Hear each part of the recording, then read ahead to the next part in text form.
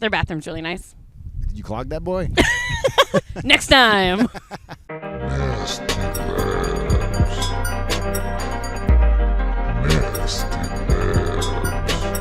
Welcome to the Nasty Labs podcast, legally the best podcast. We're part of the HyperX Podcast Network, and we're the podcast from Games to UHHHH Labs, where we talk about games, game dev, Japan, and whatever else comes up. As always, we're your hosts, Kinsey and Mark, and we're here at the beautiful Kamogawa River in Kyoto, Japan. Hey-o. Japan. Yeah, for audio listeners, I'm sorry you can't be here with us today. We're in the Kamogawa.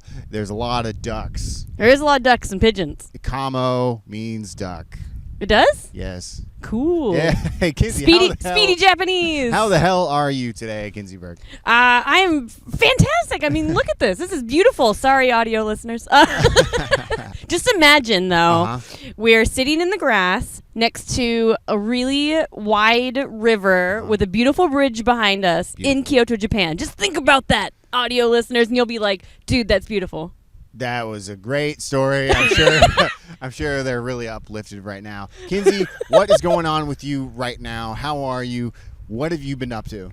Oh man, I'm freaking fantastic. This week and last week were such good weeks because there was the Steam Next Fest. Yes. I was like, the Steam thing. Right. The Steam Next Fest. Yeah. And a new Sushi opened in downtown Kyoto. So, I mean, everything's coming up, Kinsey. Wow, you are just abuzz with life right now. I know. Dude, that's cool. Did anything else universally happen to you? Universally? I mean, universally, what has Mark Lentz been up to? Man, I was trying to poke her to see if she'd say some shit, but she's holding off. Man, I've just been playing a lot of games. I've been trying to not be stuck in the office. That's why we're actually here today. We didn't want to film in our office. Like it's Nasty Labs. Yeah, we can do whatever the fuck we want. It's Nasty Labs. It's nasty. I'm sitting in pigeon shit. She's been complaining about that the entire time. No, I'm doing really good. Let's see here. I had sushi last weekend, not at the same location. Not Kura Sushi. I'm feeling pretty good about life right now. Hell yeah. Bit Summit is coming up. That's Kyoto's annual video game show. It's going to be the first one where travelers are allowed back in. So there's been a lot of great things for me lately. Hell yeah. Kinsey, I think we should just hop right into it. Can we? Hell yeah, let's hop right into it. And we have a great show lined up for you today. As always, we start with What Up, where we talk about what we're playing. And today we're doing a very special episode where for the main topic, we're answering your questions. Because we asked, and holy shit, did you guys deliver? We got a lot of questions. So you know what? Main topic, you guys. You guys are the main topic. Booyah. It's very exciting. Right. And then moving on to the news, and that's the last segment when we mess up the segments. Make room for huge plays with a HyperX Alloy Origin 65 mechanical gaming keyboard and the Pulsefire Haste wireless mouse. The Alloy Origin 65 has a functionally compact form factor, keeping arrow keys without the numpad and the function keys. The Pulsefire Haste is the lightest wireless mouse from HyperX, featuring robust connection up to 100 hours of battery, and is even water resistant. It's water resistant. You can take it to the Kamogawa River, where we're at right now. The ducks can play. The Alloy Origin 65 and the Pulsefire Haste wireless. There's a period there every time we find it out. Keep your setup clean and clutter-free with Alloy Origin 65 mechanical keyboard and the Pulsefire Haste wireless mouse. HyperX.com.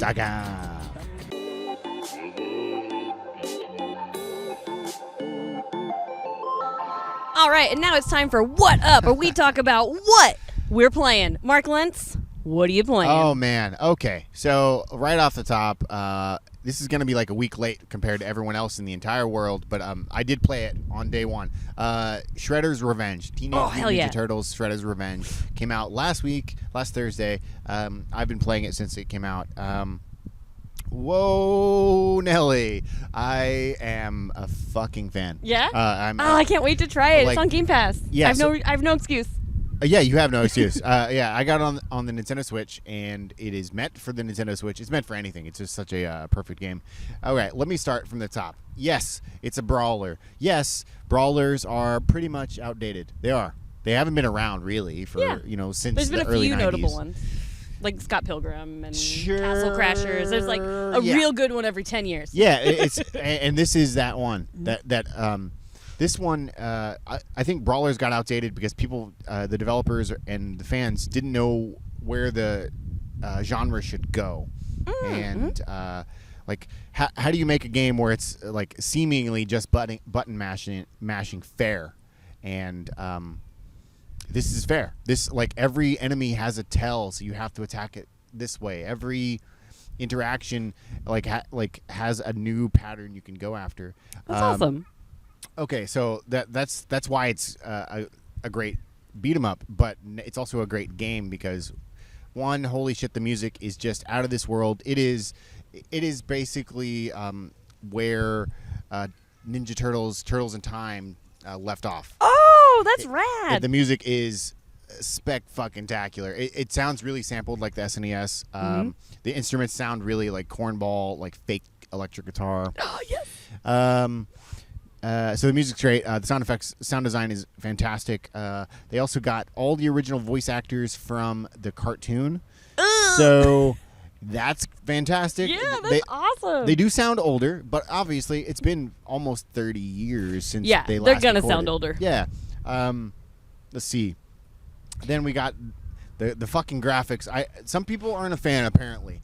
They can fucking go fuck themselves because it is absolutely stunning. It is a beautiful game. The colors are so vibrant. You always, even though the game is really fast paced, you always know where your character is. You always that's know, the Foot Clan. That's the generic enemy that you fight 99% of the time. They're always colored in a slightly different way that tells you, okay, I have to fight them this way, and you always know. Okay. It's like everything's color coded perfectly. I gotta say, might be my game of the year. I have some gripes. I have some balancing gripes because there are a lot of there's a lot of unlockable characters. Not a lot, but there's a few. And playable unlockable player. For example, you have your Leo, Mike, Raphael, and Donatello. Those are your core. Can you play as April? You can play as April. Nice. You can also play as a Splinter, nice. Right off the bat. But there's some unlockables, including Casey Jones, and cool, which is very cool. But the balancing is he just makes Leonardo useless. Oh, he's basically Leonardo, but a little bit better. Yeah. Who do you play as? Best question. Yeah, I mean, well, what's your favorite turtle? Because that's the real question. I feel like young Kinsey favorite was Michelangelo because that was every 10-year-old's favorite. Right. Adult Kinsey favorite is Raphael. So he broody. I'm slightly with you. Obviously, young Mark is Mikey all the way. Obviously. Cowabunga, dude. Yeah, but then the brooding fucking Raphael. He's the one that says "damn" in the movie. Yeah. He's the first curse word I heard, basically.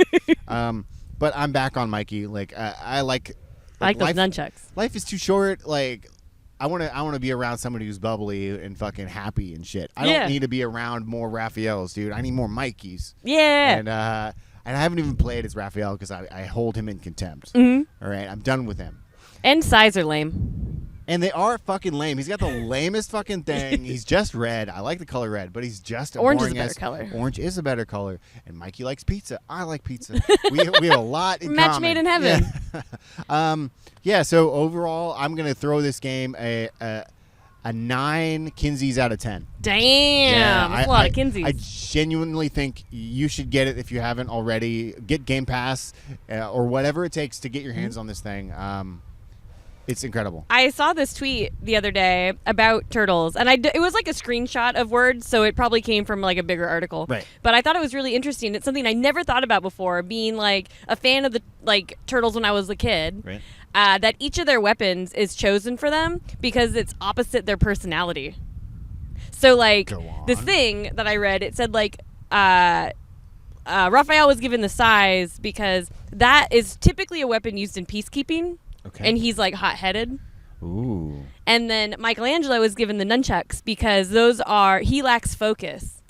and they're a weapon that you can hurt yourself with the easiest. This is philosophical. Yeah, and they're all like that. And like, I don't remember what Leonardo's Donatello, was, so he can poke people in the eyes.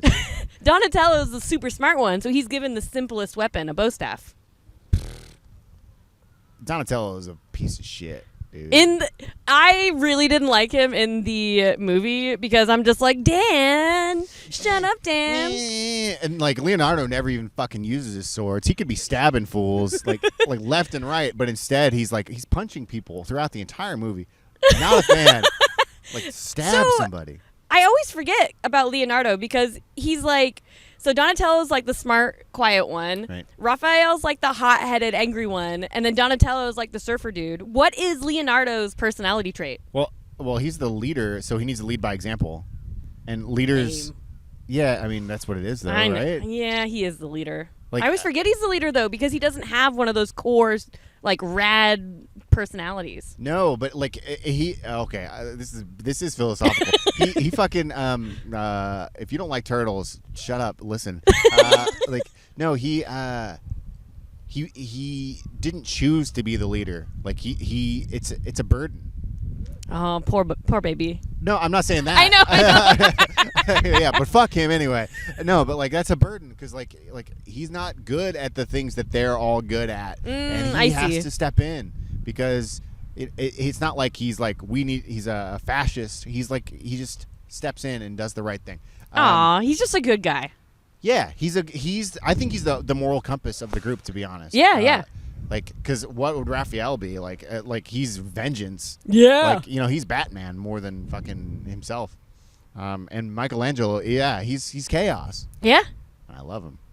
Yeah, okay, it's pretty cool. so that's Shredder's Revenge. It's a super great game. Get it. I can't wait to try it. Yeah. Your game. What have you been playing? So speaking of Game Pass and playing not Shredder's Revenge. Okay. I started playing Assassin's Creed Origins because it recently came to Game Pass, and I jumped off the boat of Assassin's Creed a long time ago. Right. But I jumped back in with Odyssey because I really am a sucker for like ancient Greece stuff. Like, as you guys know, that's the whole reason I played Phoenix Immortals. Was because I was like, oh, I like the theme. Wait, they know that you. They know. We talked about it. We talked about it. Right, we tight. All right. So. Fuck out of here with that. So I started playing Origins because it came to Game Pass, and that's the one that's set in ancient Egypt. Okay. And ancient Egypt is also pretty badass, and there's not a lot of video games about it. And because it's Assassin's Creed, I kind of passed it up, but because of playing Odyssey, I'm back. So I've been playing that, and a lot of things were improved in Odyssey, so it's weird to kind of take a step back because it came out before it. Right. But I'm having a really good time playing it, and it's just open world, do the thing, and sometimes that's my idea of relaxing playing video games, as an open world game where none of the quests are really that complicated or hard. The story's just enough to keep me interested in playing, but the world is beautiful, and I just like riding around on my fucking camel with my bird friend. You just want like visual mush jammed into your brain. Kinda, yeah. And like I feel like those kind of open world games are perfect for things like that. I love it. You're absolutely right. Like whenever I'm overwhelmed, I'm like, I'm just gonna go play Assassin's Creed and walk around the desert. It's pretty sweet. I guess as much as I like Fallout, that's probably one of the core reasons. Yeah, it's a really similar like dopamine hit I get when I play Fallout or Elder Scrolls. You kind of just do a mission or whatever, and then you're like, dopamine, I can relax now. Yeah, yeah. Okay. And I've been really liking it. I keep seeing like the Great Pyramids in the background, and I haven't gone there yet. Oh shit. For like either story, but I might just fucking walk over there soon because I can see it. What is the like? I just got to Alexandria. Okay, is there a library? I have heard about the library with people talking, so there is a library. Do you burn the library down? Are you the cause of like all of Western society losing like 1,000 years of history? We shall see. Oh, I wonder if that's a choice I can make. Oh my man, God! I Do hope you so. burn the library down? That'll be so great. That'd be tight. I'm gonna burn it down. Do you see yourself finishing the game? So I always want to say yes when you ask me this question, but I've also never finished an Assassin's Creed game. Right. So that saying yes is probably a great big lie. Yeah. I loved Odyssey. I played the hell out of it. I almost hit 100 hours playing it, but I never beat it, and I am still just as satisfied with the game. All right. So I'll probably do the same exact thing. Well, shit. That's That's pretty. I mean, I see what you're saying. Like, no, I was about to say, well, that's a great deal, but like, no, like, you have a history of not finishing games. These kinds of games. So do I. Like, is that? I mean, once I reach, like 60, 70, 80, 90, 100 hours, sometimes like I have my fill. I don't need to beat it. Unless I'm like right at the end is what I did with Skyrim. Like, I knew that final battle thing was only going to take me like 20 minutes, so I just fucking did it. But like, yeah, it's pretty common. But I guess it depends on how the story grabs me, because things like Fallout and Skyrim, I did beat because the story was fun and I wanted to see how it ended. Well, or they're even, better. They're better stories. I mean, yeah, they're better stories because with Assassin's Creed, I already been in the real world once, and fuck, that's the worst part of Assassin's Creed games. Am I right? Don't you just want to like walk around some really cool location, and then all of a sudden it's like you're back and you're in the Animus, and you're like, you get out and you're like, ooh, real world drama, and I'm like, no, go back in the thing. Who are you saying? Am I right to? Listeners. Oh, the listener. The listeners. She like pointed at the camera. And Am I right? Like breaking the fourth wall shit over here, like.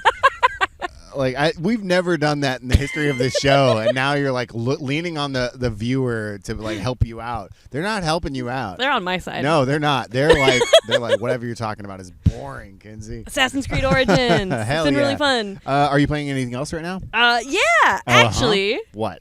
We've been playing a game together with some other coworkers from the studio. Yes. And because you haven't played this game, and it's one of the greatest games of all time. Mario 2.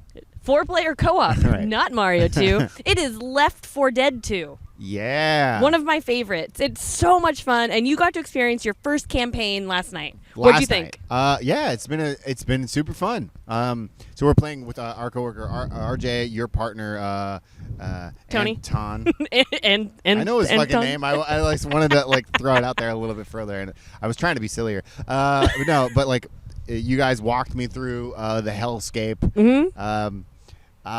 It seems like a blast. I like how tense it gets. I like how tense you get. you're like what are some of the names of the villains? You're like, shh, everybody. There's a witch. Do you hear her? Where is she? Like, because the sound design in that game is so good. It is pretty good. You always hear the like special infected. Oh, if you don't know, Left 4 don't Dead know. is a horde. I still don't know. A zombie horde game where it has like mini campaigns that last like an hour-ish. Right. But there's like a lot of zombie hordes. The same people who did Back 4 Blood, but this is you know what? Not arguably, it's better.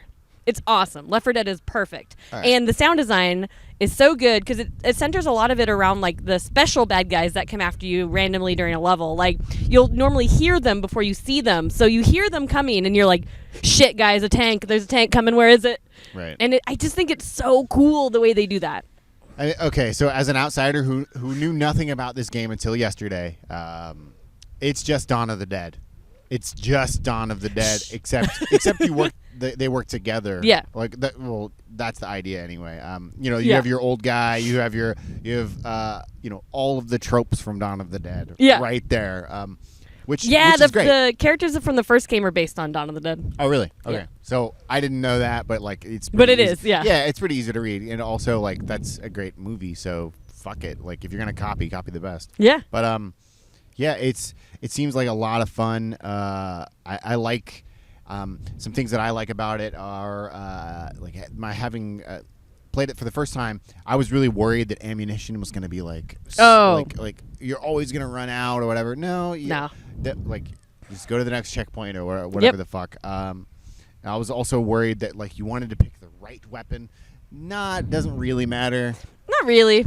Just pick it and get good at it. It doesn't really matter. Overall, I will play this again with you guys. Hell yeah! Like it is super fun. It was so fun. Is there like a competitive mode? Yeah, there's like versus. Okay. Where I believe I haven't played it in such a long time. Right.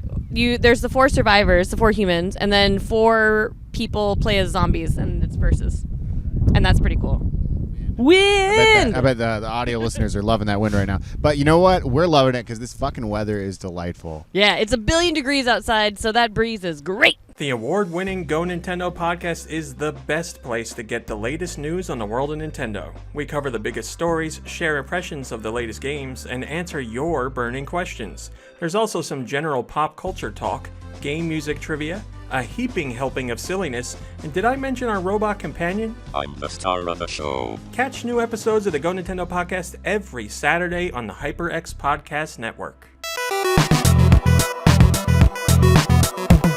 All right, and now it's time for this week's main topic, which is you, the listener. We asked for you guys to submit some questions, and holy shit, did you guys deliver? We got a shit ton of questions. Thank you. Thank you. This is awesome. It made it so I didn't have to come up with a main topic, too. Well, don't say that shit. Yeah. Okay. First question, you ready? All right. From Squid Po Quo. Okay.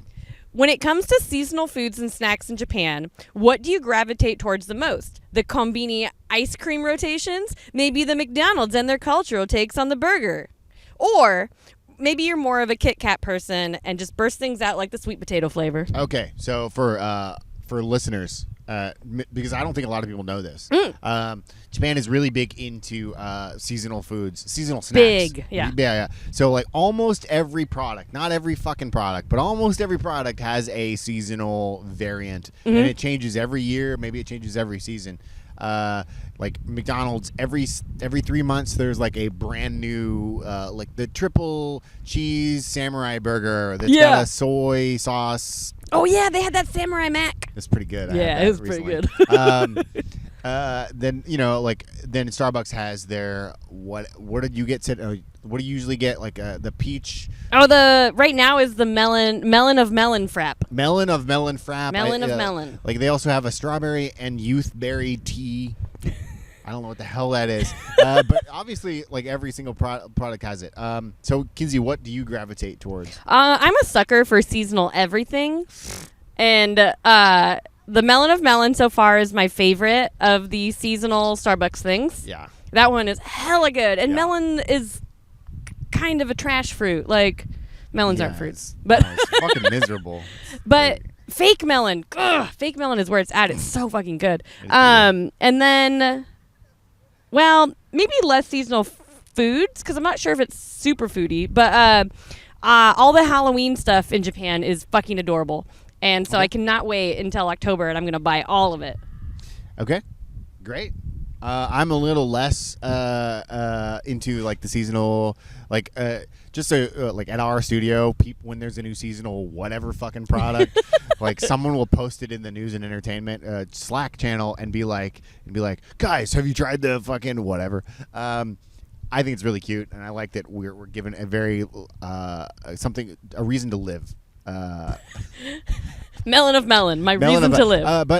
But here I am talking shit. But I love the Calbee chips. Every month they have a new flavor, and whether it's umeboshi, which is like a pickled plum, or like that's my favorite. That's January.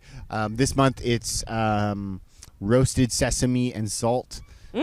Dude, they just came out yesterday. Sounds good. Absolutely incredible. I look forward to those every month because you never know. There's some wild ones. Yeah. Hell yeah. Seasonal stuff. It's great. Yeah, it is. All right. Next question is from one of our awesome mods over on Discord, Dan. Hell yeah. Hell yeah, Dan. What video games based on movies would you want to see turned back into movies? Example, Rambo movie where they're fighting spiders and throwing kanji characters. Or characters. Or Back to the Future movie where it's one long chase involving bees and guys moving glass. Well, that's a pretty interesting question. So it's like... Yeah, video games based on movies turned back into movies. Okay. Wow. Okay, Last Action Hero, right off the fucking top, dude. Okay, Last Action Hero, great Arnold Schwarzenegger movie. Kind of hey, how are you? He's taking pictures. So. Last Action Hero is kind of like...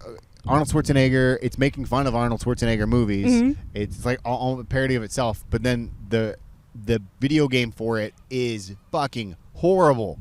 It's one of the worst video games ever. It's a side scroller, and it really takes a lot of liberties, and it's just boring as shit. And I want that movie because it's just a side scroller, and I want the movie to be a side scroller. I want a side scrolling movie starring Arnold Schwarzenegger. Nice. Yeah. And he's Arnold, but like even the wimpiest guy in that game takes him down. Just takes him down. What do you got? I love it. Okay. couple answers. Okay. First answer is Street Fighter, the movie, the game. Because then if it's back to the movie, it's Street Fighter, the movie, the game, the movie. Shit. And I just think that's dumb, and I love it. I'm glad you nailed that. Street Fighter, the movie, the game, the movie. The movie, the game, the movie. Fuck. Well done, Kinsey. And I would also like another E.T. movie where he just falls in holes. And that's the movie. Yeah, that's the movie. He never gets out, and it's just a loop, and there's that one guy that chases him over and then for over. some reason his neck can get really long. Yeah, it's well, Like a ratchet. but it can in the movie. Can he do that? I haven't Okay. seen the movie in a long time. Also, E.T. is horrifying. No, he's not. He's a friendly guy. His finger glows, and he likes kids. He's horrifying. Next question. All right.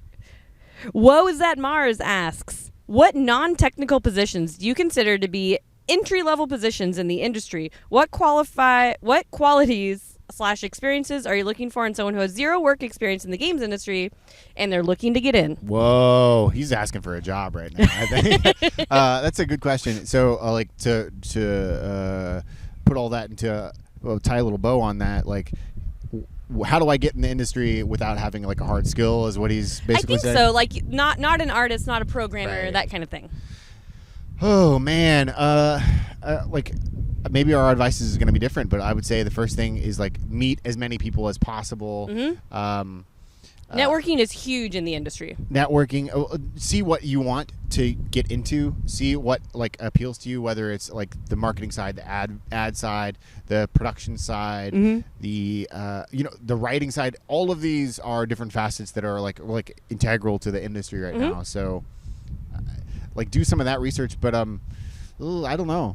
Yeah, I think networking's really big, and I also think in a way, and this is not to downplay these positions at all, saying that Right. they're entry level, but I think if you have any sort of like personal like YouTube or social media knowledge Right. from like your personal life, or if you have a YouTube channel, or if you have a small like an internet presence or whatever, I feel like that's a nice little way to sometimes get into like social media Sure. coordination. Sure. To be like, well, I've built this little empire kind of thing, and now I can do that for your company. And sometimes I think that's like, it's almost the way I got in. Right. So, like things like that. Also, if you have other skills that just translate really well, or project management, like if you were in a separate industry but you're a project manager and you have project manager experience, that could be a way into production.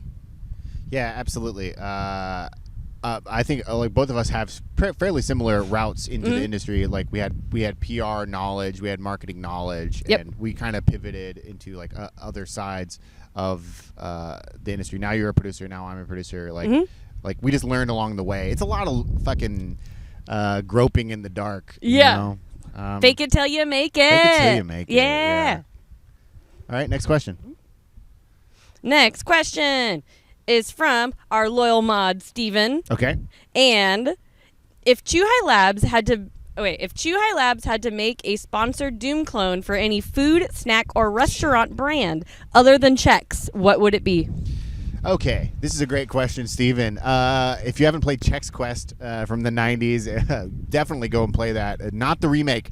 The remake is not good. I'm sorry, whoever made it. It was not good. I bought it Gotta maybe play the original. a month ago. Yeah, the original would come with a box of cereal on a CD. It was fucking amazing. It was Doom 1, I think. I think that was the clone it copied. But shit, Burger King right off the top like speaks to me because there's the Sneak King. Sneak King. Sneak like- King's rad. It is rad. That's the easy one though. Yeah.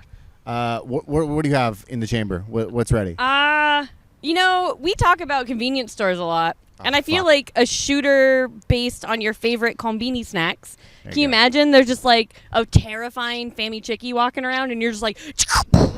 That's pretty good. Be pretty sweet. Yeah, Be pretty Family sweet. Mart is a great brand.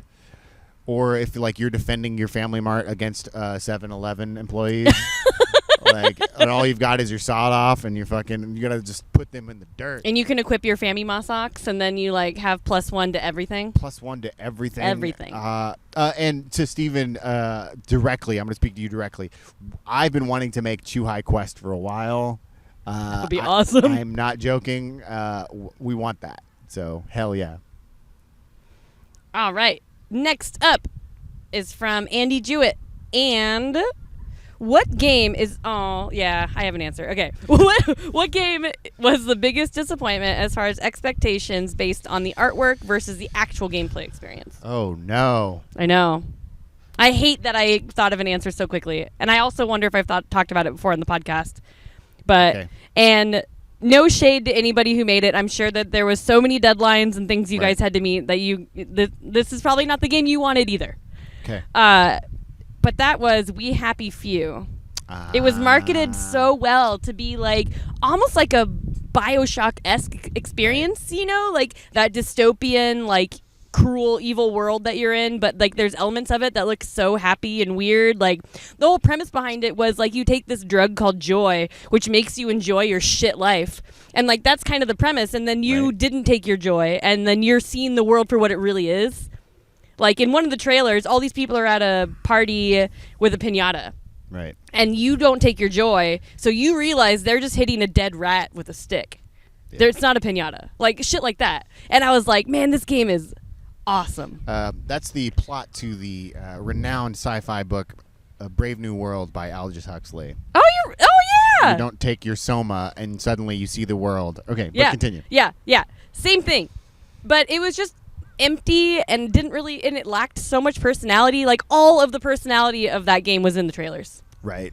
And I've never been more upset to spend so much money on a collector's edition and be like, wah, wah, yeah. wah. And it, you know, it could, I don't know what the funding or anything's like, so it could have had a No Man's Sky-esque comeback, Sure. but it just kind of was thrown by the wayside and forgotten about, and it made me really sad. It had a lot of potential. Yeah. I think mine's LA Noire.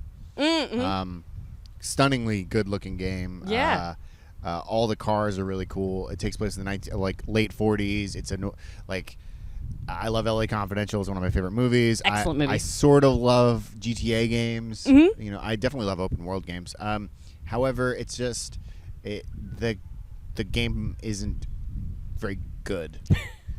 Yeah, and that's just disappointing because it's like another one that had a huge marketing push that looked so cool. So you know, it looked super LA Confidential. It looked awesome. Honestly, it does look fucking amazing, Yeah. and it is so cool to be driving down Sunset and whatever street and being like, "Holy shit! I literally know this building." Right. Like these are real places. Whereas So like cool. GTA, it's like they're not real. Right. They're all made up. This is like so real. Anyway, like that's my choice. All right. His next question is, there's three, baby. Oh, son of a bitch. Which decade/era in video games, in your opinion, of course, has the best box art? Oh, This is a good question. That is an interesting question. Because I feel like I would go... I'm going to cheat a little bit because I'm not picking like a generation of games. Right. I'm just going to pick the 80s in general. Okay. Because I know Atari was a little 70s, but... I've always wanted to play this game where you're like, is it a metal album cover or is it an Atari game? Oh, that's good. Because like they had so little to work with graphics wise in the game. Right. They had to make people buy it. Like if you just put the graphics of the game on the box art, no one's going to buy it. Right. But when you make this like fantastical, rad, badass setting on there, It's true. and then that's what people imagine when they're playing it. And then it still felt awesome to play some of those like really simple games because you're like, no, I'm on an adventure. Look at the guy on the box. I'm badass. You know what? I was gonna say the 90s because of things like Phalanx. But you are absolutely right. You're like I didn't even think about that. Like They had to do so much with so little, basically, and create a whole world. Like that was your option. That was your time to make a world for this game. You're absolutely right. Like Breakout for the Atari is like those astronauts and all the rainbow colors. Like none of that shit is in the fucking game, but like, that art is so stunning. Yeah, like the game Surround on the Oh, Atari. man. Like it's just these people like sitting at computers looking like you're like a fucking hacker, but the game itself is like Snake. Oh, kind of. But like I'm with you. And now I'm thinking about all the like if you don't know the company Apollo, all the games that they made. They one of them is called Air Traffic Control, and it's like it looks like the most chaotic air traffic control center in the world, and it's just like a little beep and boop it's like game. beep. Yeah. Boop, Yeah, boop. it's total shit. But like the box art, good lord. Yeah. Great question, Andy Jewett. That's Thank a you. good question. All right, and his last question: what's your favorite video game related art book, collection of concept, process development, etc.? Like, what's your favorite video game art book that you have seen? Oh, I don't really know. I don't own too many. I guess I recently bought one for Final Fantasy VI, and it wasn't really an art book, but it was like a descriptor of all of the weapons in the game, which is like the fact that they made a book for the weapons of a SNES RPG is ridiculous. But inside of it there are like hand-drawn versions of every single weapon. That's so cool. And it was clear they were thinking about this, and they were like, this might be in the game. Yeah. You know, it was kind of a behind the scenes. So that's going to be mine. Awesome. I have a few short answers. So, number one, when I was in high school, I bought a Final Fantasy IX art book, and it's beautiful. It has a bunch of concept art in it, and that book is destroyed at this point because I looked at it so much when I was little. Right. And then next one is I bought the bestiary for The Witcher 3. Oh shit! And that was fucking rad because it had it was like an encyclopedia of monsters, and it had concept art for all the monsters. But when The Witcher show came out, I remember I went and I got my bestiary because I was like, Tony, no, I know what this is, and I looked it up, and I was like the biggest nerd. And then last, there is a Mario 64 guide, a Japan exclusive one that has all the levels as clay, like dioramas. Really? And it's awesome. I've been looking for it in every book off because I'm going to find it, and it's so cool. I'm going to buy it and just throw it away in front of you. Oh, you dick. Yeah, I don't know why I would do that. It's a dick It's a move. rad book. Yeah, that's really cool. Yeah, great questions. All right, next up we have from Cow. Are there any Chu-Hi/Vitae games that never came out, and can you tell us anything about it? All right. Okay. Yes. Yeah. Okay. So, as most of you know, our brand is called Chu-Hi Labs, and our company is called Vitae Backroom. So we do have some titles under the Vitae Backroom label that haven't come out, including Tinker Trains. That was slated for the Switch and PC. We've got a working demo of that. It's pretty great. It's a little train simulator sort of deal. It's super cute. Hopefully I'm putting footage below. If I didn't, fuck it. In addition to that, we shelved a game for the Playdate that we have a quarter finished. That's pretty exciting. We actually recently showed off a little bit of gameplay footage of it yesterday, as a matter of fact, on a Twitch stream. I can't talk too much about that. But it's cool. But it's cool. It's one person, the person who asked this question actually called the game Kitsune 64. Figure that out for yourself. Look up Kitsune if you're... it's a good fucking title. I think that's all we can really talk about. Yeah, I think that's about it. But it's all real cool. Games industry's rad, man. Yeah. There's so many things that don't make it out that are really cool to learn about. And speaking of that, let's talk game history preservation. What does Chu-Hi do to archive and preserve their past works? Okay, so we don't have a policy per se, but we do have a Giles. We do have a Giles, and a Giles has been archiving basically all of his life back from when he's worked at a very large company called Endo. He's got a lot of his past. He's good at archiving, basically. And we do have some other games that we've worked on in the past that we kind of have to shelve for legal reasons, but they are archived. They're not lost. Don't worry about it. We do care. We got it. We definitely care. So we are game history preservationists carers. Yeah. All right, next question Move is on, from move on, Groovy. This question is mostly for Kinsey. Moving from the U.S. to Japan, what consoles do you feel... You can also answer this. What consoles do you feel are much more supported and popular in Japan compared to the U.S.? The biggest one I've noticed is the Vita. Oh, sure. There are still racks of Vita games here, which that is not the case. If you go to just I would say a GameStop, but honestly, any even smaller game stores in the U.S., their Vita section is 4 games. Right. and there's like shelves and shelves here, which I always think is so cool. And I definitely brought my Vita. I didn't bring that many systems, but that's one of them because I knew how well supported it is here. Dang. So I've known about that. I don't own a Vita, so like it's not something that registers with me. I don't have too many answers for this, so please keep going. Yeah, definitely the Vita. Is the Vita my only answer? It's the only one. They don't care about shit. On the opposite edge, though, like Xbox and Xbox 360 games aren't seen as much around here. Like I took a picture of one the other day because it was like maybe three shelves, and I was like, "Whoa, that's the biggest Xbox 360 section I've ever seen." Right. You know, whereas in the U.S., the 360 was bigger than the PS3 for the most part. You know, and so retro stores in the U.S. still have like a huge Xbox 360 section. So on the flip side, Xbox 360 is way bigger in the U.S. Hell yeah. Mm-hmm. And I guess here, though, like I've seen Wonder Swan sections where normally at like retro stores in the U.S., like there's like 5, maybe 5 is too generous. Sure. Wonder Swan games like in the case because they don't have a section. They just where they put the cool new stuff. Right. Wonder Swan. I would say that's true. That's true about all consoles, really, in Japan. Like, there's a wider breadth of. Oh, of stuff. definitely. Yeah. It's so rad to like. It's like a completely different like collecting landscape. It's really rad. Yeah, come visit and buy a bunch of shit. Yeah. And Groovy's next question is, what are your favorite Japan exclusive games that you don't need to know Japanese to understand? Oh, easy, all day long. Goemon. I love Goemon. For the SNES in America, that's called Legend of the Mystical Ninja. You know this, don't like? I'm like whatever, but.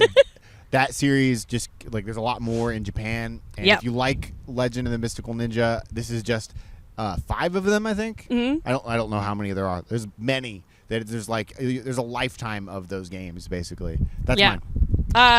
Mine is probably I want to say they're Sailor Moon games just because I love Sailor Moon so much, and we didn't get like any in the US. But a lot of them aren't that good, and the only ones that are good are ones you do need Japanese, like the RPG. That one's good. Is it actually good, or do you think it's pretty good? Okay. I mean, in comparison to the other Sailor Moon games. I see. I mean, it is a licensed IP for the most part, right? Yeah. But the arcade game is really good, and you don't need Japanese for that, even though it's a beat-em-up. And there's quite a few Sailor Moon beat-em-ups, especially on the Super Famicom. Right. But they're all so boring and slow. But the arcade version is really cool. If you ever are at a bar and you see like a MAME arcade machine and it has Sailor Moon, give it a try because that one's really, really fun. Cool. I didn't even know that existed. Yeah, it's really cool. All right. And next up is from Doug, friend of the show. Burpee Fresh. My question is about sushi, and why must you taunt me with its forbidden deliciousness in this time of inaccessibility? He's been on our Discord a lot talking about how he can't get good sushi where he lives. Right. He lives in Seoul, South Korea. Yeah. And so I try to post as much sushi as I can, obviously. Fuck him. And he said, also, why is sushi tetsu legally the best? Okay, that one's definitely a Mark question. Yeah. Sushi tetsu is right behind us, as a matter of fact. It's actually right over here. Like you can almost see it behind us for listeners. I'm sorry you can't see it, but it is like really close to us. That is the first time I ever had sushi in Japan was at that place, and it was with Doug. So it holds a very special place in both of our hearts. I don't know. It really is the best. It's 100 yen per piece, which is stupid. Yeah. Especially for the quality. I mean, it is just ridiculous. It is really good. I've been there once. You also throw on the fact that it's the type of sushi restaurant where if you order something, everyone screams out the order. It's a really lively place. It's kind of like a party that like all of your sushi chefs will kind of joke with you. If they speak English, they'll joke in English. If they don't speak English, they'll have enough phrases to just they know are silly. Right. It's a great environment, and I go there every Sunday with my wife. So awesome. I'm a big ass fan. That's awesome. Yeah. And I've only been there once. It is really, really good. Yeah. But I will say, I am a really big fan of conveyor belt sushi. Yeah, right. No way. Because in the U.S., conveyor belt sushi is expensive and not that good most of the time. There are some chains that are cheaper, but we don't even bother going to those. Those are called food poisoning. But earlier in the podcast, I was talking about how there was the brand new Kura Sushi that just opened in downtown Kyoto. Yeah. Because normally Kura Sushis are kind of like out away Sure. from things. And so they're not very easy to get to, but they're also not a destination per se. No. So having one right downtown, I went over the weekend and it was good. And it was like slightly nicer because it's downtown. Yeah. And if you've watched any like videos on Japan and conveyor belt sushi, you've seen Kura Sushi because it's the one that you like every 5 plates that you feed into this machine, you get to play like a little game that you could win like a little prize. I mean, they're shitty ass prizes, but that you get Yeah, to win, they are. and you don't always win. But We had like 25 plates. So That's every it? 5 plates you get to play, and we won once. That's what I'm saying. I do like Kura Sushi though. They are like always kind of in the middle of nowhere. Yeah, they are. I think they're mostly for commuters, like driving commuters. Yeah. They're Or all- like families who live around that suburb. Absolutely. Yeah. Because they are cheap. They are they are a blast to go to. But I did have a great embarrassing moment there. Uh-oh. You ready? Yeah, hit it. You ready? I wasn't going to tell it, but I'm gonna. Oh, hell yeah. I'm just a big dummy. Oh, you clogged the toilet. Oh, have you ever done that at a restaurant and you're like, we have to leave? Yes. So I went, and so it already started off on a weird foot because there was a lot of people waiting because it's new. Right. And I put my thing in to get my number, but then my number was called like instantly. Okay. And I was like, but all these people are waiting. Right. Is it really my turn? Uh-oh. Whatever. And I went. It was our turn, weirdly, and I don't know. That part I'm still not entirely clear about. Okay. But so we sat at the table, and all Kura Sushis you order on like a tablet. Yes. But this tablet was just sitting there, and it said you could order on your smartphone. And I went, oh, is that how this works at this location? Okay. And I was trying to order on my smartphone, but the smartphone app you can't change the language. So I was kind of like just doing whatever on it. Like, I can Right. figure this out. It's got pictures. She loves apps, by the way. I do love apps. Yeah. And then I thought I had to submit the order because a lot of sushi places, you put in your order and then you submit it each time. Yeah. This one, you don't. Once you order it, you ordered it. You don't have to submit it. So I thought I was submitting it. I called for the guy to come cash out. We hadn't even ordered anything yet. And the guy came over and he was like, oh, do you want the bill? And I was like, bill? Oh, no. And then I was like, oh, I was trying to order on my smartphone. And he was just like, stupid. This is barely embarrassing. And then he just took the tablet and he goes, look, you can put it in English. And I was like, oh, okay, thanks. And then I got on with my life. Do you think that he went back to the back and was like, "This motherfucker couldn't order"? I hope- No, I hope he absolutely did. doesn't I hope he care did. in the fucking slightest. He's like, "Kill me. I hate my job." That's what he's fucking like. Fucking, And that's my story about Kura Sushi. yeah, hell yeah. Well, they're a lot more fun than that. That was like a really stress. It's just food. Their bathroom's really nice. Did you clog that boy? Next time. Previously on Chat of the Wild. But what we have to do is there are these seeds in these little holes that we have to put specific water on to make them grow up. And we get the Mario sound effect for the vines going up. Yes. Like it's what exactly is the sound effect for Mario that they use? It is- Can you guys just do that simultaneously again? Thanks. Chat of the Wild. Breaking down Zelda and Zelda-like games, one dungeon at a time. Wednesdays on the HyperX Podcast Network. And now it's time for the news. news. All right, that's good. That's good. All right, first up, legendary developer Treasure, known for gems like Guardian Heroes, Ikaruga, and Mischief Makers, Yes. currently has something in the works. According to Treasure's Twitter, they are working on a title that is often requested, and it looks like they're gearing up for a 2022 announcement, which this year also marks their 30th anniversary. Oh shit. So good timing. Okay. What do you think it could be? Highly anticipated, highly asked for. Everything they've made is highly anticipated, Yeah. highly asked for.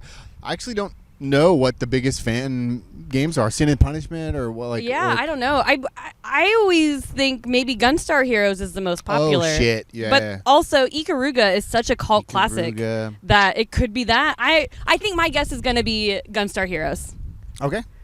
That's my guess. That's your professional That's guess. my professional opinion. Let me rephrase this. What game do you want it to be? Mischief Makers. Mischief Makers. Okay, well played. So we actually Shake that bitch. I love that game. We talked about this off the pod, and we were like, "What do you want it to be?" And we didn't tell each other, so I didn't know it was going to be Mischief Makers. I'm really glad it was Mischief Makers. What's yours? Mine's Bangai-O Spirits. Oh, if you haven't played that, yeah, absolutely phenomenal. Especially like it's on the Dreamcast. It's on the DS. That's my favorite. It's a puzzle shooter. It's phenomenal. I know they're not going to make that game. Why would they? It doesn't make sense. Probably not. No, but I hate to dash your dreams. No, I'm saying that's what I would like it to be. I want Mischief Makers. Literally anything they make will be great. We love them. Yeah, that's true. It almost doesn't matter what it is, because no matter what it's going to be good. It's going to be good. It's going to be great. Yeah. Yeah. Go Treasure. Do your thing. All right.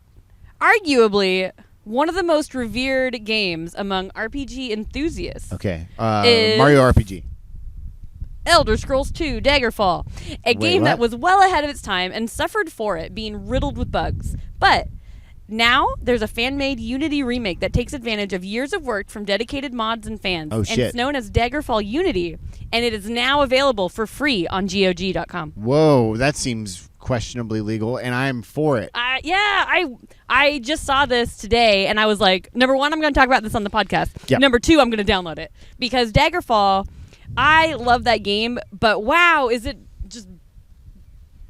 It's huge, but it's not that pretty anymore. It's kind of empty in places. It kind of suffers from the same way I feel about Morrowind. Right. But on such a grander scale, Daggerfall is still, Minecraft doesn't count, still one of the biggest game maps ever. It's one of the biggest maps. How many Elder Scrolls or games are there? 5. 5, okay. And this is 2. Okay, and it's a good game? Yeah. And you're going to play it?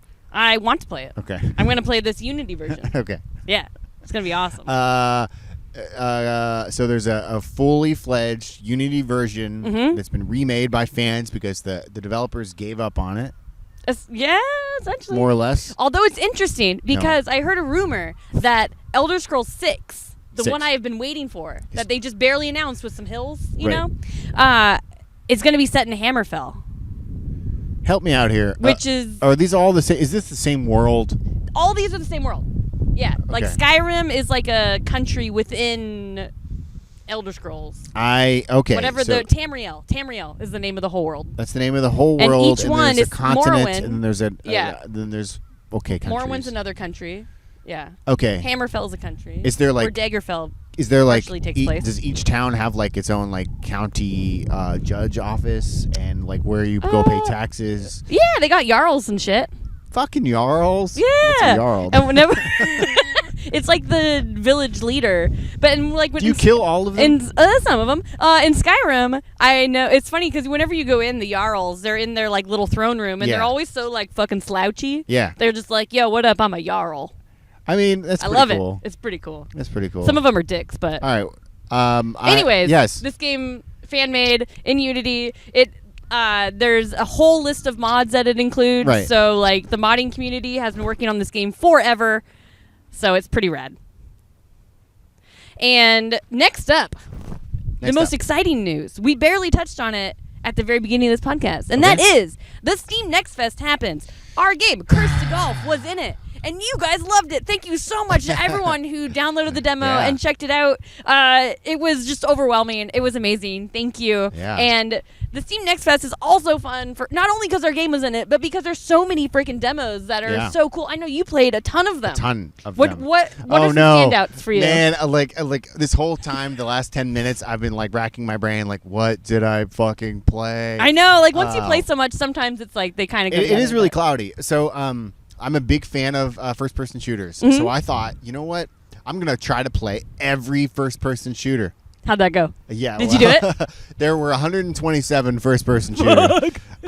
No, I did not do it. I played about 30 of them. That's still a lot. Yeah. My brain is a little fried. Mm-hmm. I don't even know what I like anymore. I don't know if I like... There's games based on Metroid like the first Metroid, if it was Wolfenstein. There are games that are like Quake-likes if they had a lot of dithering.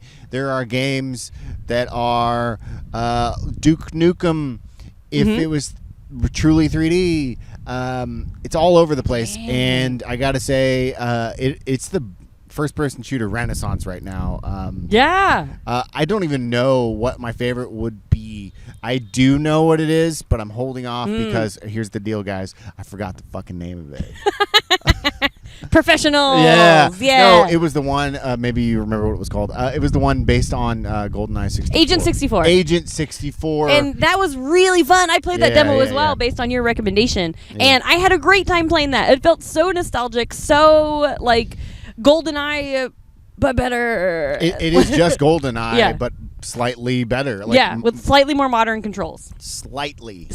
Just enough. They even like hinder a lot of the controls, so they're more accurate to the old way. It was like, really fun. There's like auto aim. There's no reticle on the screen for where you're aiming. The voice acting is clearly like like all of the fucking the 3D models of enemies are the same. Yeah. So you're fighting just hordes and hordes of the same guy. I love it. It's oddly enough, like if this was any other game, you would say these are all negatives. But this is not negative. These are all positives. It is feeding off of nostalgia, but like in the best possible way. I'm going to buy that game. Yeah, that game was really fun. What about you? What else have you played? I also played a decent amount of Metal Hellsinger. Right. And that game is super fun just because it combines, first-person shooter, rhythm, and fucking awesome metal. Oh, sure. God, that game was fun. And, like, the first time I played through the demo, I was, like, a little clunky at it. But I feel like that's the kind of game, like, that once it clicks, it's really satisfying. And the way they did the sound design, it's, like, the music builds up the more, like, combos and shit that you get. Right. So eventually, like, vocals come in, and then you just feel like a badass. Because, like, especially once you get, like, dual pistols. Because then, so what it is, where your crosshair is, there is the rhythm game element that comes in where it's, like, the lines coming in, and then you can, like, match the beat, And so when you match the beat to shooting, you can get combos and shit that way and build up your meter. And building up the meter is what makes it so the music kicks in more. But it just feels so good because you're like, bam, bam, bam, slide, bam, bam, bam, bam, bam. Like, it's true. It's really bam, satisfying. Bam, bam, bam, bam. Yeah. Yeah. Yeah, I played really a bit fun. of that. That was a really good one. Yeah, yeah. Wish list? I gotta wish list that. Okay. I have high hopes for my Grand Theft Auto. Oh, right. Yeah, I got high hopes for that. I want to be a cat that fucks shit up in the big city. Sure, hell yeah. I'm going to do that. What about you? What's your takeaway? This is... How long has Steam Next Fest been going on? Because this was phenomenal to just be able to try so many things. There were some games I didn't even try because I know I'm going to buy. Cult of the Lamb is one of them. Same, It's going to be actually. day one. I tried Angerfoot. That's the first-person shooter Hotline Miami. I hope the developers don't take that as a negative. That's what it is, and it's phenomenal. Yeah. I watched you play a bit of it. It looks really cool. Stressful as fuck. Yeah. Though. Like That's why I watched it and didn't play very it. stressful. You have to really set your brain into like delta brain waves and be on the level and not be bothered by things to play that game. Yeah. But overall, Steam Next Fest, phenomenal. I want all of our games to be in one of these. Yeah, features, definitely. And if you missed it or aren't quite sure what we're talking about, it's basically a week of just a shit ton of demos on Steam. And a bunch of streamers are streaming them, so you can actually go into Steam and see what people are streaming what. Right. And then that way you can get an idea for the game, download the demo, play it. And there's just so many to choose from that it's awesome. So if you missed it, definitely keep an eye out for next year. Put it on that calendar way early because you're not going to want to miss it. It was a blast. And our game, Crystal Golf, was on Steam Next Fest, and we liked the results so much that we just decided to keep our demo up. So if you haven't played it, you didn't miss out. You can play it right now. Yep. Do that. Let's not promote it too much because we do that all the time. It's a great fucking game. It's a great game. Yeah.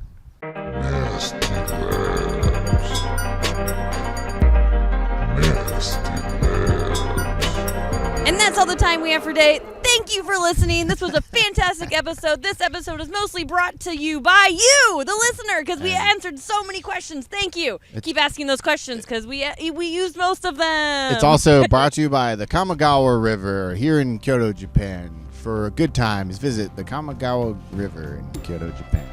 You know it goes really well with the Kamagawa? Chuhai! Chuhai! Goes perfect.